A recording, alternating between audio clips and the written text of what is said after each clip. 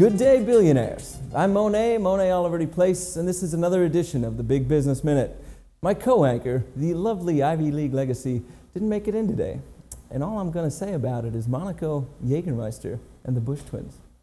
Turning to news of a more profitable sort, Washington's been abuzz this week about the so-called Downing Street Memo, which seems to provide a strong evidence that George Bush not only had war on his mind earlier than he told us, but that he fixed policy around that foregone conclusion, then pressured other governments to come up with justification for war. Since then, certain elements of the corporate media, which I thought we owned. Well, anyway, certain elements of the corporate media have their bits in a bundle, so to speak, about the fact that the president took the country to war on false pretenses, as if deciding on war first and just cause for it later is a bad thing, and dare I even mention it, impeachable offense. So, as a service to our viewers, both the pampered and the proletariat, the Big Business Minute would like to remind you that it's the billionaire's prerogative, and well, damn it, our job, to create markets and opportunities that improve our access, increase our influence, and produce greater profits. Achieving greater power in the marketplace demands that our companies enter and exploit new markets. The war in Iraq is no different. In 2002, we had the momentum of the war on terror, a hungry homeland hungry for more action, and just across the pond, a rogue state rich in resources and short on defenses. Sure, Saddam didn't have anything to do with 9/11. Who cares? Good business sense practically demanded that we start the Iraqi war. As Donald Rumsfeld might say, it would have been bad business to ignore such a target-rich opportunity. As for the Downing Street memo, Fox News has suggested that the person taking the minutes recorded them wrong. This is in fact the case. The Bush administration didn't go to Prime Minister Blair, the UN, or anyone else looking for just cause. What he said was, I just need a cause. Anything. So where's the controversy here? Of course we plan to go to war. Of course we rigged the evidence. Sure, President Bush lied about the reasons, but trust us, people, our business is making money. Haven't you ever heard of trickle down? So celebrate with us and saying huzzah to dear old George. Thank you for putting profits over people like never before. Jenny, you are the best. I will totally see you at Chippendales. Well, Hey, Monet. well, Ivy, how are you? I'm good.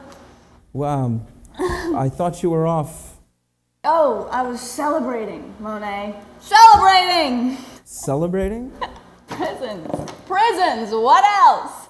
Prisons? Are you kidding? Our dear friends Bernie Ebbers, John Rigas, and Dennis Kozlowski were just convicted of fraud and face a collective 130 years in prison. Our worst nightmare is coming true. The Sarbanes-Oxley Act of 2002 is holding chief execs accountable. What is there to celebrate? Sarbanes-Oxley, Schmokesley, pish-posh, a simple salve, Monet.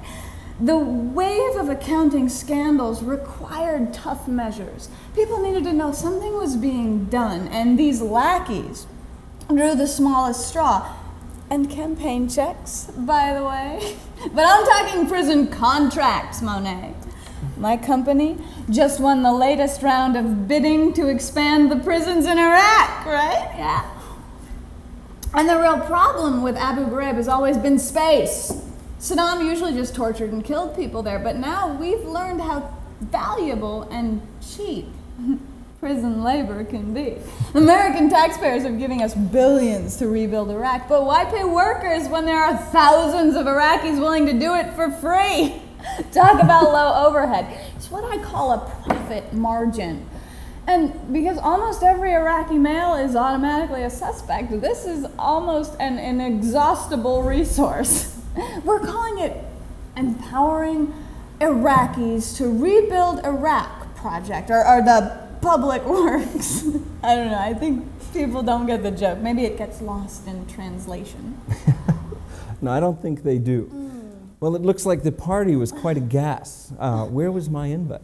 Oh, I'm sorry, Monet. We just this last minute thing. Barb was just like, oh my God, you can't believe your new prison contracts. And I was like, I know, I'm totally gonna make billions off the American taxpayers. And then Jenna was like, let's go somewhere. And we just didn't, there was no time to call anybody. We just went. But you took my Learjet. Yeah. You weren't with Buddy O. Bush, were you? That's all for this week's edition of the Big Business Minute. Next week, we'll be back with a report on Big Pharma and Grandma, sign the paper, Medicare reform and price gouging 101. For Billionaires for Bush, I'm Ivy League Legacy. And I'm Monet Oliver DePlace, reminding you that we're all